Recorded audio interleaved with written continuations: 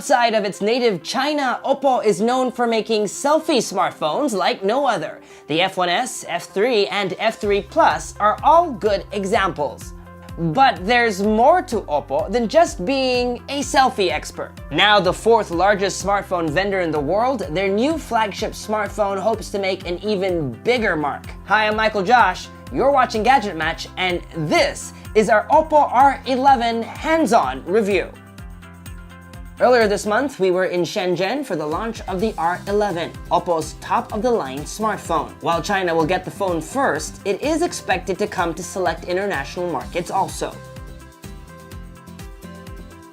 Depending on where you live, the phone will come in one of 4 colors. Our review unit is the matte black model. While similarities to the iPhone are still present, we're happy to see Oppo's own design aesthetic is taking shape. The most distinguishing feature of the R11 is its curved back. That makes the phone easier to hold. It's also got a pair of antenna bands that echo the corners of the phone's top and bottom edges. Here's how the phone looks like side by side with the matte black iPhone 7 Plus. Notice both phones have 5.5-inch displays, but the R11 manages a smaller form factor. It's thinner and lighter too. Button and floor placements are like so. Power button is on the right, and right on top of that, a hybrid SIM card slot that takes 2 nano SIM cards, or 1 nano SIM and 1 micro SD card of up to 256 gigabytes of external storage. On the left, volume buttons. On its bottom, good news, there's a headphone jack, flanked by a micro USB port and speaker grills. Considering that this phone is Oppo's best of the best,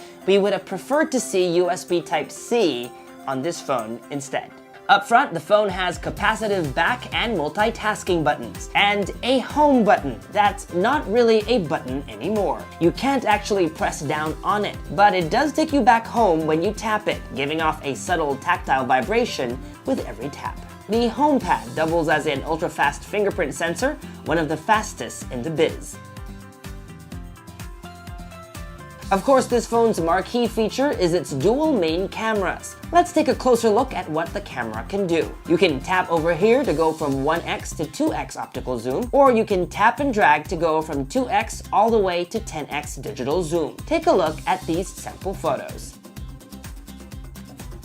1x, 2x. The second camera also allows you to take photos with a creamy bokeh effect. This bokeh effect is still achieved through camera software, but we find it much more improved when it comes to identifying the edges of a subject. Let's zoom into the strands of Issa's hair so you can get what we mean. Here are other sample photos taken using the phone's 20-megapixel main camera.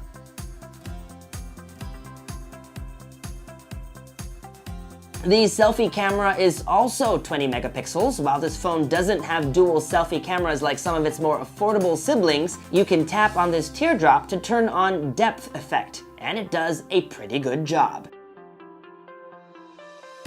As per usual, it comes with beauty mode, but what we really like is the same beautification settings are also available when shooting videos on both the front and back cameras. Just look for this icon and select how much live photoshopping you want to apply, so that your vlogs go from this to this.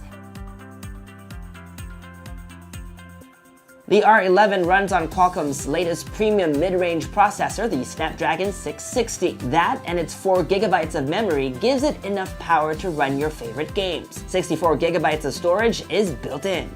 In our tests, the phone's 3000 mAh battery lasted us a solid 11 to 12 hours of average use. And with its bundled VOOC charger, the phone can go from 0 to 100% charge in 70 minutes. The R11 runs the latest version of ColorOS 3.1 over Android Nougat 7.1. There are some user interface changes. For example, the quick settings panel is now accessible by swiping up from the bottom of the display. Because our review unit was meant for China, there are also a host of China-specific security features. We're not yet sure if these customizations will make it to the international version.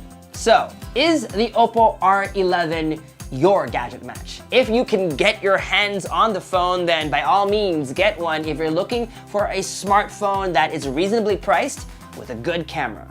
For now, the phone is only available in China for just under 3,000 Chinese yuan. That's about $440 US. If only this phone was water and dust resistant, then it would be hands down one of the best smartphones in its price point. We particularly love its new dual camera and the amazing portraits it captures. That said, the OnePlus 5 is also coming soon, and we hear that it will be similarly priced with even higher specs and will be more widely available. Last but not least, back in February at Mobile World Congress in Barcelona, Oppo teased its periscope camera technology that could achieve up to 5 times optical zoom. We hear that Oppo has an even better phone in the works, one with that technology, and that is definitely something we are equally excited about. And that was our Oppo R11 hands-on review. For more videos like this one, make sure to subscribe to our YouTube channel, like our Facebook page, follow Gadget Match on social media, and make GadgetMatch.com your daily habit. Until the next video, I'm Michael Josh. Thanks for dropping by.